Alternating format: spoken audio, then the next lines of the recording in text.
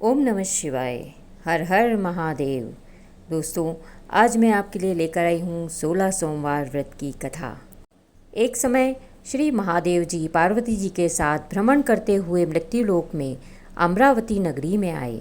वहाँ के राजा ने शिव मंदिर बनवाया था, जो कि अत्यंत भव्य एवं रमणीक था तथा मन को शांति प्रदान करने वाला था। भ्रमण करते समय शिव पार्वती जी वहाँ पर ठहर गए।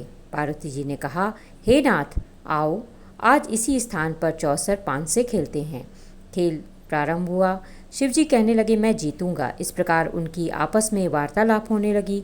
उस समय पुजारी जी पूजा करने आए। पार्वती जी ने पूछा, पुजारी जी बताइए, जीत किसकी होगी? पुजारी जी बोले, इस खेल में महादेव जी के समान कोई दूसरा पारंगत नहीं हो सकता, इसलिए महादेव जी ही यह बाजी जीतेंगे। परंतु हुआ इसका उल्टा, जीत पार्वती जी की हुई। अतः पार्वती जी ने पुजारी को कोढ़ी होने का श्राप दे दिया और कहा कि तूने मिथ्या भाषण किया है। अब तो पुजारी कोढ़ी हो गया। शिव पार्वती जी दोनों वापस चले गए। कुछ समय पश्चात अप्सराएं पूजा करने आईं। अप्सराओं ने पुजारी के उससे कोढ़ी होने का कारण पूछा। पुजारी ने सब बातें बता दी।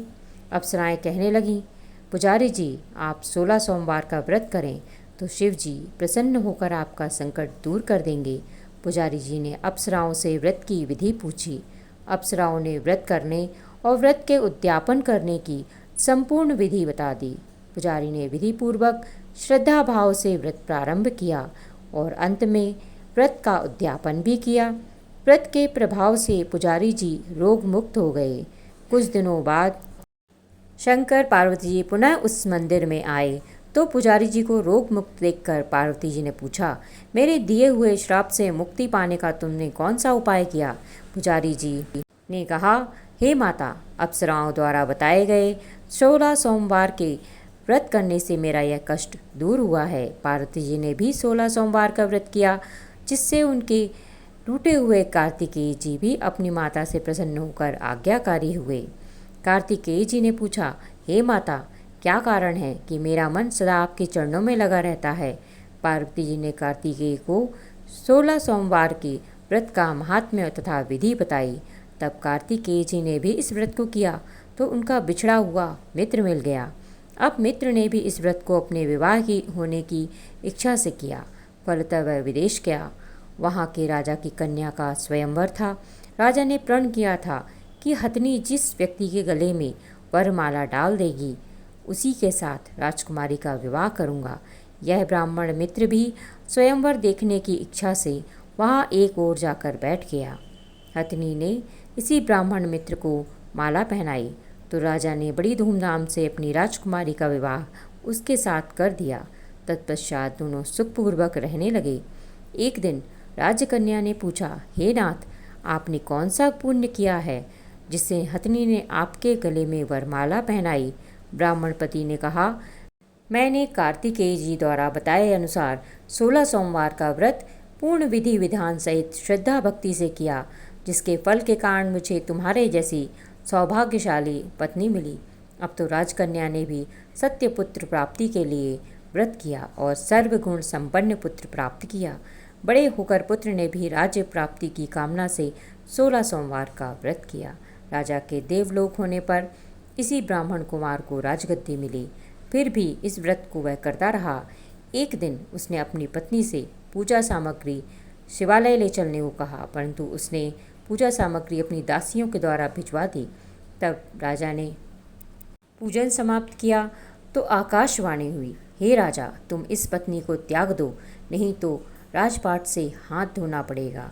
प्रभु की आज्ञा मानकर उसने अपनी पत्नी को महल से निकाल दिया।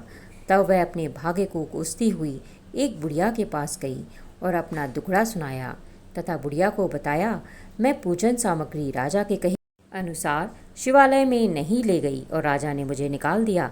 बुढ़िया ने कहा, तुझे मेरा काम करना होगा। उसने स्वीकार कर लिया। तब बुढ़िया ने सूत की गठरी उसके सिर पर रखी और बाजार भेज दिया। रास्ते में आंधी आई तो सिर पर रखी गठरी उड़ गई। बुढ़िया ने डांट कर उसे भगा दिया। अब रानी बुढ़िया के यहाँ से चलते चलते एक आश्रम में पहुँची।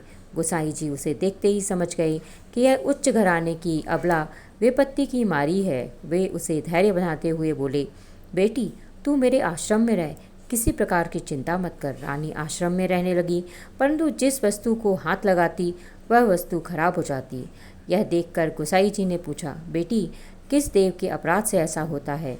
रानी ने बताया कि मैंने अपने पति की आज्ञा का उल्लंघन किया और शिवालय में पूजन के लिए नहीं गई, इससे मुझे घोर कष्ट उठाने पड़ रहे हैं। गोसाई जी ने शिव जी से उसके कुशल क्षेम के लिए प्रार्थना की और कहा, बेटी तुम 16 सोमवार का व्रत विधि के अनुसार करो। तब रानी ने विधि पूर्वक व्रत पूर्ण किया। व्रत के प्रभाव से राजा को रानी की याद आई और दूतों को उसकी खोज में भेजा। आश्रम में रानी को देख दूतों ने राजा को बताया। तब राजा ने वहां जाकर गोसाई जी से कहा, महाराज यह मेरी पत्नी है, मैंने इसका परित्याग कर दिया था, कृपया इसे मेरे साथ जाने की आज्ञा दें। शिव जी की कृपा से प्रतिवर्ष 16 सोमवार का व्रत करते हुए आनंद से रहने लगे और अंत में शिवलोक को प्राप्ति हुए। कथा यहाँ समाप्त होती है। आप में से जितने भी मेरे मित्र नए हैं तो चैनल को सब्सक्राइब कर लीजिए। ऐसी ही अनेक प्राचीन कथाएं, भक्तिपूर्ण कथाएं सुनने के लिए और विधि पूर्वक सामग्रियों के ज्ञान के लिए। मिलते हैं अगले वीडियो में, तब तक के लिए आप सभी को ओम नमः शिवाय।